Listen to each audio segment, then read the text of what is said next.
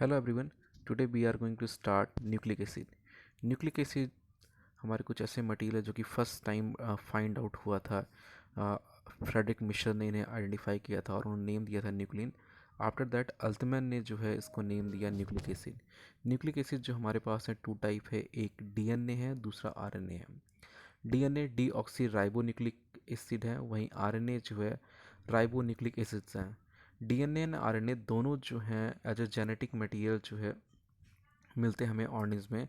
DNA basically as a genetic material use होता है most of the organism, but in case of viruses RNA and DNA both act as a both act as a genetic material in case of viruses, but in other cases जैसे kingdom Modhera की बात करें या प्रोटिस्टन की बात करें, fungi, animal या Plantae, इन सभी में जेनेटिक मटेरियल है या न्यूक्लिक एसिड जो है मेनली क्या है, डीएनए है। बट डीएनए एंड आरएनए सभी में मिलते हैं, लेकिन एज ए जेनेटिक मटेरियल और inheritable unit, as a inheritable unit जो है डीएनए ही मोस्टली होता है। बस कुछ वायरसेस में हमें RNA as a genetic material मिलता है।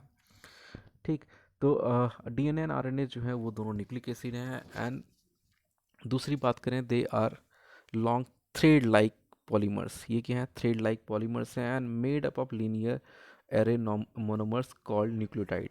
जो बने हुए किससे बने हुए? न्यूक्लियोटाइड से बने हुए हैं। और यहाँ पे जो न्यूक्लियोटाइड है उसके स्ट्रक्चर की बात करते हैं, उसके स्ट्रक्चर में थ्री थिंग्स मिलते हैं हमें। एक मिलता है नाइट्रोजनस बेस, एक देखने को क्या मिलता है हमें? नाइट्रोजनस बेस देखने को मिलता है। वहीं दूसरी हम बात करें, हमें मिलता है पेंटोज शुगर और थर्ड फॉस्फेट रेजिड्यू। तो ये तीन कंपोनेंट जो हैं उनसे हमारा क्या फॉर्म होता है? न्यूक्लियोटाइड फॉर्म होता है। सेम अभी हमें यहाँ स्ट्रक्चर गिवन है और यहाँ जो स्ट्रक्चर है, स्ट्रक्चर में देखते सबसे पहले जो है हम देखते हैं सेकेंड कार्बन पे क्या प्रेजेंट है। अगर कोई न्यूक्लियोटाइड है तो सेकेंड कार्बन पे क्या प्रेजेंट है उसके अकॉर्डिंग जो है हम डिसाइड कर लेते हैं जो हमारे पास है न्यूक्लियोटाइड वो आरएनए है और या डीएनए है। दूसरा हम यहाँ पे एक और चीज़ डिसाइड करने में हेल्प करता है कि जो हमारे पास न्यूक्लियोटाइड है वो डीएनए है या आरएनए है। तो बात करते हैं ये दो चीज़ें हैं क्या। फर्स्ट, इन केस अगर यहाँ पे हमारा हाइड्रोक्सिल ग्रुप प्रेजेंट है, जैसे यहाँ पे इस स्ट्रक्चर में आपको हाइड्रोक्सिल ग्रुप दिख रहा है। अगर हाइड्रोक्सिल ग्रुप यहाँ प्रेजेंट है, that means this structure is RNA. ये जो है आरएनए है। और दूसरा जो है यहाँ पे हमें जो फर्स्ट कार्बन में जहाँ पे नाइट्रोजन बेस ज्वाइन होते हैं और यहाँ पे अगर यूरेसिल प्रेजेंट है तो भी हम डिसाइड कर सकते हैं ये आरएनए है। अदरवाइज यूरेसिल के अलावा और कोई है तो कॉमन होता है डीएनए एंड आरएनए में, बट यूरेसिल हेल्प करता है यहाँ पे डिसाइड करने में। दूसरी चीज़ हम बात करें, मोस्ट जो इम्पॉर्टेंट थिंग है वो क्या है? Second carbon. सेकेंड कार्बन पे अगर हाइड्रोक्सिल ग्रुप प्रेजेंट है तो वो आरएनए है हमारा। वहीं अगर हमारा जो है यहाँ पे सेकेंड कार्बन पे ऑक्सीजन और हाइड्रोजन या हाइड्रोक्सिल ग्रुप जो है अब्सेंट है तो हमारा क्या है? डीएनए है। अब यहाँ डीएनए और आरएनए में जो नेम ही आता है वो क्यों आता है? सिंपली हमारा राइबो न्यूक्लिक एसिड है, राइबो न्यूक्लिक एसिड है। लेकिन अगर वो डीऑक्सी है सेकेंड कार्बन पे, डीऑक्सी मीन्स सेकेंड कार्बन पे ऑक्सीजन डिफिशियंट है, ऑक्सीजन डिफिशियंट है तो क्या हो? डीऑक्सी न्यूक्लिक एसिड हो गया। क्लियर? तो ये मेन जो सेकेंड कार्बन है इसी कारण जो इनकी प्रॉपर्टी में भी चेंज आता है। डीएनए जो है इसीलिए स्टेबल होता है, आरएनए अनस्टेबल होता है। क्यों? जो ओएच ग्रुप होते हैं वो काफ़ी रिएक्टिव होते हैं और इजीली अवेलेबल होते हैं किसी के साथ जो है बॉन्डिंग फॉर्म करने में। वहीं अगर OH ग्रुप अब्सेंट है तो वो क्या होगा? स्टेबल होगा। क्यों? क्योंकि अगर हम यहाँ बात कर रहे हैं कि यहाँ पे इससे भी लेटर ऑन बात करेंगे भी कि जो हमारा डीएनए, ये तो आरएनए का स्ट्रक्चर गिवन है हमें यहाँ पे। अब अगर डीएनए है दैट मीन्स यहाँ पे OH ग्रुप अब्सेंट है, OH ग्रुप जो है अब्सेंट है। उसके साथ साथ बात करें, ये यहाँ पे जो कार्बन है उसके साथ यहाँ पे नाइट्रोजन बेस ज्वाइन कर लेगा, यहाँ जो कार्बन है वहाँ फॉस्फेट ग्रुप बाइंड कर लेगा, यहाँ जो अवेलेबल है नेक्स्ट फॉस्फेट अटैच करके पॉलीमर चैन फॉर्म होगी। अब यहाँ अगर OH ग्रुप प्रेजेंट है तो वो किसी दूसरे कंपाउंड के साथ रिएक्ट करके रिएक्टिविटी शो कर सकता है। बट हमारा डीएनए जो है यहाँ पे OH ग्रुप प्रेजेंट नहीं है तो डीएनए हमारा क्या है? स्टेबल कंपाउंड है। वहीं आरएनए जो है एक हमारा अनस्टेबल कंपाउंड है। और अनस्टेबिलिटी होने के कारण ही मोस्ट ऑफ द केसेस में आर जो है जेनेटिक मटेरियल डीएनए है, आरएनए नहीं है। ठीक। और वही दूसरा रीजन आरएनए जो हमें वायरसेस में मिलता है, और वायरसेस में आरएनए होने के कारण हम देखते हैं कि वायरसेस में जो है इवोल्यूशन या चेंजेस जो है बहुत सडन देखने को मिलते हैं, क्योंकि वहाँ OH ग्रुप जो है फ्री होता है और दूसरे कंपाउंड से रिएक्ट करने की कैपेबिलिटी रखता है। तो यहाँ फर्स्ट थिंग हमने बात किया, डीएनए एंड आरएनए जो है वो क्या है, न्यूक्लिक एसिड है। DNA as genetic material use होता है, और कुछ में वायरसेस में आरएनए भी जेनेटिक मटेरियल यूज होता है क्या, थ्रेड लाइक पॉलीमर्स हैं जो लिनियर एरे फॉर्म करते हैं किसकी, न्यूक्लियोटाइड की। न्यूक्लियोटाइड के कंपोनेंट है nitrogenous base, pentose sugar, phosphate residue, और ये तीनों चीज़ें अवेलेबल हैं। अब डीएनए और आरएनए में डिफरेंस कैसे निकलते हैं, डीएनए आरएनए में बड़ा डिफरेंस क्या है, इनके स्ट्रक्चर में अगर सेकंड कार्बन पे OH ग्रुप प्रेजेंट है तो वो आरएनए होगा, और सेकंड ग्रुप जो है नहीं प्रेजेंट है तो वो डीएनए होगा। ठीक। दूसरा एक और करेक्टिव फीचर है जो कि हमें डिफ्रेंशिएट करने में हेल्प करता है, नाइट्रोजनस बेसिस। तो यहाँ जो हमें गिवन है क्या है, नाइट्रोजनस बेसिस यहाँ गिवन है, और नाइट्रोजनस बेस जो होते हैं हमारे 2 टाइप के होते हैं। कौन से, एक होता है हमारा प्यूरिन, दूसरा होता है हमारा क्या, पायरिमिडिन। तो हमारे पास जो नाइट्रोजनस बेस हैं वो कितने हैं, 2 टाइप के हैं, एक प्यूरिन है और एक पायरिमिडिन है। प्यूरिन और पायरिमिडिन में अगर देखें तो स्ट्रक्चरली डिफरेंस है, प्यूरिन और पायरिमिडिन में देखें तो स्ट्रक्चरली डिफरेंस है। प्यूरिन में हमारा एडेनिन आ गया, दूसरा हमारा हम बात करें यहाँ पे क्या आ गया, हमारा गुआनिन आ गया। तो एडेनिन और गुआनिन जो हमारे प्यूरिन से, वहीं हम बात करें साइटोसिन और यूरेसिल जो हैं, और थाइमिन, ये सभी के सभी हमारे क्या हैं, पायरिमिडिन हैं। डिफरेंस क्या है, डिफरेंस ये है हमारे जो प्यूरिन्स हैं वो उनमें हेट्रोसाइक्लिक रिंग प्रेजेंट है, यहाँ एक से ज़्यादा साइकिल प्रेजेंट है, यहाँ भी गुआनिन में एक से ज़्यादा साइकिल प्रेजेंट है। वहीं अगर हम बात करें कहाँ की, हम पायरिमिडिन की बात करें तो यहाँ पे सिंगल साइक्लिक स्ट्रक्चर प्रेजेंट है। ठीक। दूसरा एक और हम बात कर सकते हैं यहाँ पे यूरेसिल, यहाँ पे जो है जो आरएनए है वहाँ पे यूरेसिल प्रेजेंट होता है, वहीं डीएनए में जो है थायमिन प्रेजेंट होता है, और थायमिन की प्रेजेंस जो एक्स्ट्रा स्टेबिलिटी प्रोवाइड करता है किसको, डीएनए को। थायमिन की जो प्रेजेंस है वो एक्स्ट्रा स्टेबिलिटी प्रोवाइड करता है डीएनए को, क्योंकि थायमिन जो है वो भी जो है अदर के साथ रिएक्टिविटी लेस शो करता है। वहीं हम यूरेसिल की बात करें तो अदर कंपाउंड के साथ रिएक्टिविटी ज़्यादा शो करता है, इसलिए जो है अनस्टेबिलिटी जो है आरएनए में कॉज करता है, वहीं थायमिन नहीं कॉज करता। इसके साथ साथ जो है नेक्स्ट हम स्टार्ट करें, इसके साथ जो हम नेक्स्ट स्टार्ट करें वो यहाँ पे डिफरेंस है किसकी, न्यूक्लियोसाइड और न्यूक्लियोटाइड के बीच में। ठीक। अब यहाँ पे एक डिफरेंस आया क्या, nucleotide and nucleic acid nomenclature किस में, और जो हमारे न्यूक्लियोसाइड और न्यूक्लियोटाइड यहाँ पे आ गए, इससे पहले हमने न्यूक्लियोसाइड की बात नहीं की।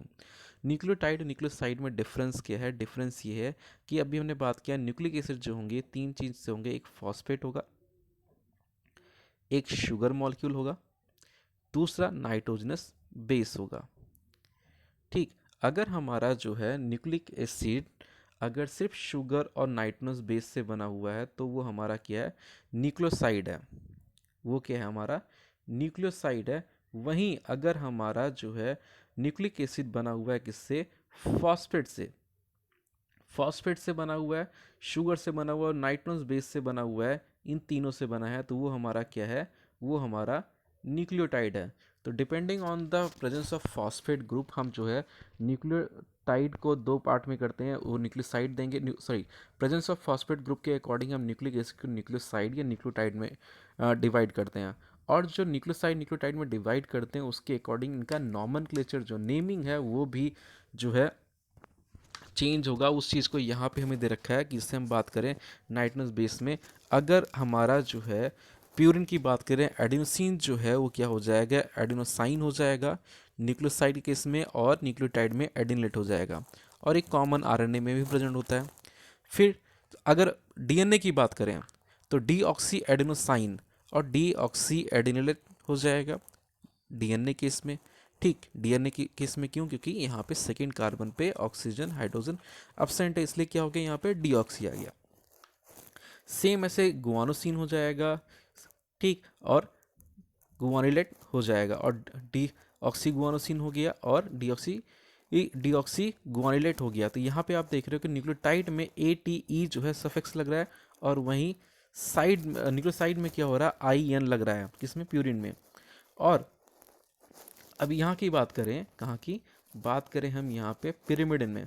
पिरिमिडिन में हमारे पास जो है यहाँ पे सफिक्स लग जाएगा न्यूक्लियोसाइड में आई एन ई लग जाएगा। और यहाँ न्यूक्लियोटाइड की बात करें, लेट सफिक्स कॉमन रहेगा, यहाँ पे चेंज हो गया DINE हो जाएगा पायरिमिडिन में। और यहाँ पे न्यूक्लियोटाइड में क्या हो जाएगा, LATE कॉमन ही रहेगा। क्लियर। और यहाँ पे जो है यूरिडिन और यूरिडिनेट जो है ये दोनों में कॉमन रहेगा न्यूक्लियोटाइड में। न्यूक्लियोसाइड में यूरिडिन रहेगा, न्यूक्लियोटाइड में यूरिडिनेट रहेगा, और आरएनए में, और ये आरएनए में ही मिलते हैं, डीएनए में नहीं होते हैं। ठीक, इसीलिए यहाँ डीऑक्सी यूरिडिन नहीं आया, डीऑक्सी यूरिडिनेट नहीं आया। क्यों नहीं आया? क्योंकि यूरेसिल सिर्फ मिलते हैं किसमें हमें, सिर्फ मिलते हैं हमें आरएनए में। तो ये नॉमेनक्लेचर हो गया उसके अकॉर्डिंग। और ये कई बार जो है आता है सफिक्स की, न्यूक्लियोसाइड में सफिक्स क्या यूज़ होता है या कैसे आइडेंटिफाई करें, या which one of the following is odd करके आ गया, उसके अंदर किसी एक में दे दे इसमें सफिक्स IN लगा हुआ है और सब में नहीं लगा हुआ है, तो IN जो है वो हमारा क्या हो जाएगा, ऑड हो जाएगा, और राइट आंसर हो जाएगा वो। Next, phosphodiester linkage in the covalent backbone of DNA. अब जो ये हमारा क्या हो गया, ये हमारा एक न्यूक्लियोटाइड हो गया। ठीक, एक हमारा ये न्यूक्लियोटाइड हो गया, दूसरा एक हमारा ये न्यूक्लियोटाइड हो गया। फिर दूसरी चीज़ आपको यहाँ एक 5' एंड मिल रही है, यहाँ पे 3' एंड मिल रही है। ठीक, तो ये दो चीज़ें यहाँ देखने की हैं और ये दोनों चीज़ डिस्कस करने की हैं। अब स्ट्रक्चर में देखें हम, स्ट्रक्चर में हम देखें क्या, देखें ये कि हमारे पास डीएनए है और न्यूक्लियोटाइड है, पहले वो समझे। ये हमारा क्या हो गया, ये हमारा हो गया शुगर, नाइट्रोस बेस जो कि एडेनिन है, और ये फॉस्फेट हो गया। अब यहाँ पे जो 3' इंड प्रेजेंट है, चाहे डीएनए की बात करें चाहे आरएनए की बात करें, 3' इंड पे दूसरे न्यूक्लियोटाइड का फॉस्फेट यहाँ बाइंड कर जाएगा और फॉर्म हो जाएगी, क्या फॉर्म हो जाएगी, चैन। क्या फॉर्म हो जाएगी, चैन फॉर्म हो जाएगी यहाँ पे। तो यहाँ पे क्या हो गया, डाई न्यूक्लियोटाइड हो गया। यहाँ पे जो स्ट्रक्चर अब फॉर्म हुआ है वो कौन सा फॉर्म हुआ, डाई न्यूक्लियोटाइड फॉर्म हो गया। ऐसे एक और यहाँ पे अटैच हो गया, तो क्या फॉर्म हो गया, ट्राई न्यूक्लियोटाइड फॉर्म हो गया। क्या फॉर्म हो गया, ट्राई न्यूक्लियोटाइड। तो डीएनए में जो लिंकेज दिख रही है कि हम देख रहे हैं 5' इन यहाँ फ्री है, और ईच न्यूक्लियोटाइड के 3' इन पे दूसरा न्यूक्लियोटाइड ऐड हो गया, फिर यहाँ दूसरा न्यूक्लियोटाइड ऐड हो गया। तो इस तरह जब न्यूक्लियोटाइड ऐड होगा तो हम देखेंगे एक जगह 5 इंड ओपन रहेगा और दूसरी जगह 3' इंड ओपन रहेगा, और ये हमारा एक बैकबोन फॉर्म हो जाएगा। ठीक, सेम चीज़ हमें देखने को मिलती है आरएनए के केस में भी। ठीक, बस यहाँ पे क्या नहीं मिलेगा, यहाँ पे थाइमिन की जगह यूरेसिल प्रेजेंट होगा, और सेम स्ट्रक्चर हमें इस तरह विजिबल होगा कि 5 to 3 जो है बॉन्डिंग देखने को मिलेगी, किसमें, मोनोमर यूनिट्स में। जो मोनोमर यूनिट्स हैं, से एक यूनिट ये है, दूसरी यूनिट ये है, तीसरी यूनिट ये है, आपस में इनके बीच में इसका जो 5 है इसके 3 से बॉन्ड कर रहा है, इसका 3 जो है इसके 5 से बॉन्ड कर रहा है। सेम यहाँ देखेंगे, इसका 5 इसके 3 से कर रहा है, इसका 5 इसके 3 से कर रहा है।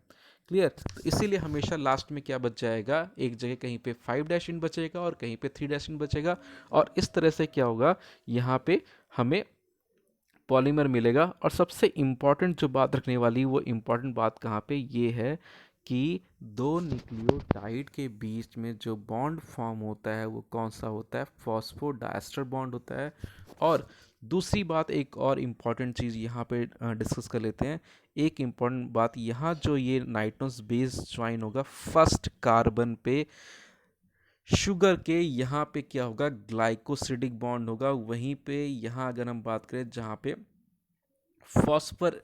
फॉस्फेट अटैच हो रहा है, वो क्या होगा, वहाँ पे एस्टर बॉन्ड फॉर्मेशन होगा। इसके थ्रू जो है फॉस्फोरस जो है अटैच होगा शुगर से। तो यहाँ भी जो है बॉन्ड हमें देखने को मिलेगा दोनों केसेस में। सेम यहाँ भी आरएनए में भी यहाँ पे ग्लाइकोसिडिक बॉन्ड होगा और यहाँ पे एस्टर बॉन्ड होगा, या फॉस्फोडाइस्टर बॉन्ड होगा, यहाँ भी फॉस्फोडाइस्टर बॉन्ड फॉर्म होगा। क्लियर। तो ये हो गया हमारा जो है फॉस्फोडाइस्टर लिंकेज, उसके साथ साथ जो है डीएनए एंड आरएनए का स्ट्रक्चर। अब जो देखें हम प्रॉपर्टीज़ ऑफ डीएनए देखें, प्रॉपर्टीज़ ऑफ डीएनए के साथ साथ एक और चीज़ यहाँ देखने वाली है। फर्स्ट यहाँ स्ट्रक्चर समझें। अब आप यहाँ देखोगे कि यहाँ पे गुआनिन और cytosine, C for cytosine, G for guanine के बीच में हो रहा है। फिर यहाँ एक सेकेंड, यहाँ एडेनिन और थायमिन के बीच में हो रहा है, यहाँ एडेनिन थायमिन के बीच में हो रहा है, एडेनिन थायमिन के बीच में दे रहा है, और यहाँ साइटोसिन गुआनिन और एडेनिन थायमिन।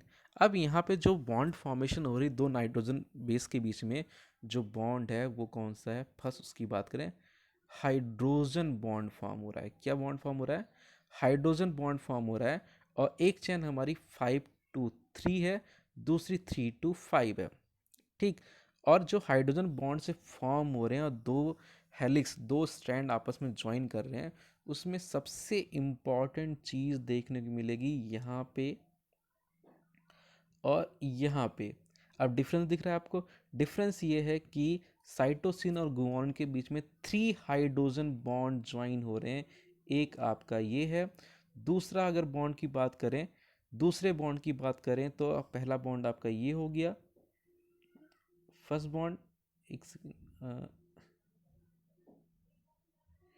एक सेकेंड, हाँ, फर्स्ट बॉन्ड ये हो गया, सेकेंड बॉन्ड ये हो गया, थर्ड बॉन्ड ये हो गया। तो 3 डिफरेंट बॉन्ड जो हैं आपको सीधे सीधे अपीयर हो रहे हैं यहाँ पे। वहीं अगर हम बात करें एडेनिन और थाइमिन के बीच में, आपको अपीयर होगा एक बॉन्ड ये और एक बॉन्ड ये, दो बॉन्ड हो गए। फिर यही चीज़ अगर देखना कि कहीं यहाँ हो रहा है और जगह भी हो रहा है, तो यहाँ भी देखिए आप जो है एडेनिन और थाइमिन के बीच में दो बॉन्ड हैं, साइटोसिन गुआनिन के बीच में 3 बॉन्ड हैं। तो यहाँ ये हो गया कि जो स्ट्रैंड्स हैं एक तो कॉम्प्लीमेंट्री होंगे, दूसरा हमेशा एडेनिन जो है थाइमिन के साथ करेगा और साइटोसिन गुआनिन के साथ करेगा। एक पिरिमिडिन होगा, दूसरा पायरिमिडिन होगा। हमेशा बेसिस और बेसिस के बीच में हाइड्रोजन बॉन्ड होगा और हमेशा एडेनिन और थाइमिन के बीच में दो हाइड्रोजन बॉन्ड रहेंगे। साइटोसिन और गुआनिन के बीच में हमेशा 3 हाइड्रोजन बॉन्ड रहेंगे। क्लियर? अदर प्रॉपर्टीज की बात करें, the strand of DNA the strand of DNA are anti parallel. दूसरे क्या रहेंगे? एंटी पैरेलल रहेंगे। एक 5 to 3 चल रहा है यहाँ पे, तो यहाँ 3 to 5 रहेगा। उसके पीछे रीज़न ये है। रीज़न क्या है वो स्ट्रक्चर से समझते हैं हम। स्ट्रक्चर से समझते हैं कैसे? यहाँ पे हो गया हमारा, जैसे ये स्ट्रक्चर हो गया, एक ये स्ट्रक्चर हमने ड्रॉ कर लिया समझने के लिए, अंडरस्टैंडिंग के लिए। तो यहाँ हमारा 3 हो गया और यहाँ हमारा 5 हो गया। अब ये जो है ये फर्स्ट कार्बन हो गया, यहाँ पे नाइट्रोजन अटैच है, यहाँ पे नाइट्रोजन अटैच है। अगर सेम स्ट्रक्चर यहाँ यही रहेगा तो क्या रहेगा? फर्स्ट कार्बन कहाँ पे प्रेजेंट है? यहाँ प्रेजेंट है। अब फर्स्ट कार्बन यहाँ से ऐसे तो आएगी नहीं, अटैच होगी, यहाँ से पॉसिबल है नहीं कि बॉन्डिंग कर पाए उल्टा। तो यहाँ पे क्या होता है? यहाँ पे जस्ट अपोजिट होता है। अपोजिट क्या होता है वो देखते हैं, वो समझते हैं। अपोजिट क्या होगा देखते हैं एक बार, एक सेकेंड, हाँ। अब अपोजिट देखें तो यहाँ पे क्या होता है कि यहाँ पे स्ट्रक्चर फॉर्म हो गया, ये आ गया first carbon, second carbon, third carbon. Clear? और ये हो गया फोर्थ, एंड ये हो गया फिफ्थ। अब जो है यहाँ पे क्या रहेगा? यहाँ पे जो फर्स्ट कार्बन, यहाँ पे नाइट्रोजन है, इनके बीच में बॉन्ड हो जाएगा। अगर एडेनिन और थाइमिन 2 हाइड्रोजन बॉन्ड रहेंगे और साइटोसिन और गुआनिन तो 3 हाइड्रोजन बॉन्ड इनके बीच में रहेंगे। तो अब ये जो 5 to 3, ये वाला जो हमारा क्या हो गया? 5 to 3 हो गया, और ये वाला क्या हो गया? 3 to 5 हो गया। इस तरह से जो है हमारा डबल हेलिकल स्ट्रक्चर फॉर्म होता जाएगा और दोनों क्या रहेंगे? एंटी पैरेलल रहेंगे। एक 5 to 3 चलेगा, दूसरा 3 to 5 चलेगा। क्लियर? तो ये फर्स्ट हो गया। Second, the strands are complementary. Anti parallel है, कॉम्प्लीमेंट्री बताया कि हमेशा एडेनिन के साथ गुआनिन रहेगा, एडेनिन के साथ थाइमिन रहेगा, और थाइमिन के साथ एडेनिन रहेगा, साइटोसिन के साथ गुआनिन रहेगा, गुआनिन के साथ जो है साइटोसिन रहेगा। There are hydrogen bond forces, और हाइड्रोजन बॉन्ड फोर्सेस रहेंगे एडेनिन थाइमिन के बीच में 2 और साइटोसिन गुआनिन के बीच में 3। There are base stacking interaction, उनके बीच में बेस स्टैकिंग इंटरेक्शन होगा।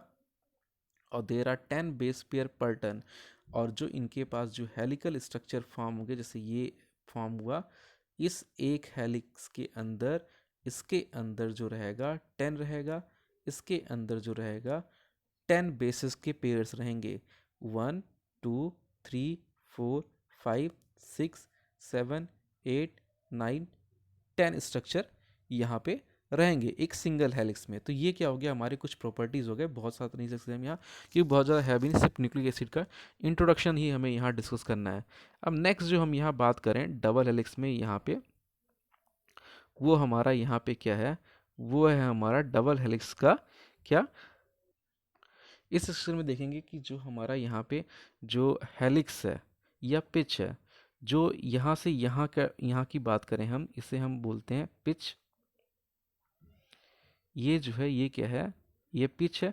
वहीं यहाँ पे जो है, यहाँ पे क्या एंगल जो है वो, इनके एंगल ऑफ रोटेशन जो है, मेजर ग्रुप का जो रोटेशन है वो 36 डिग्री होगा, यहाँ पे 36 डिग्री है।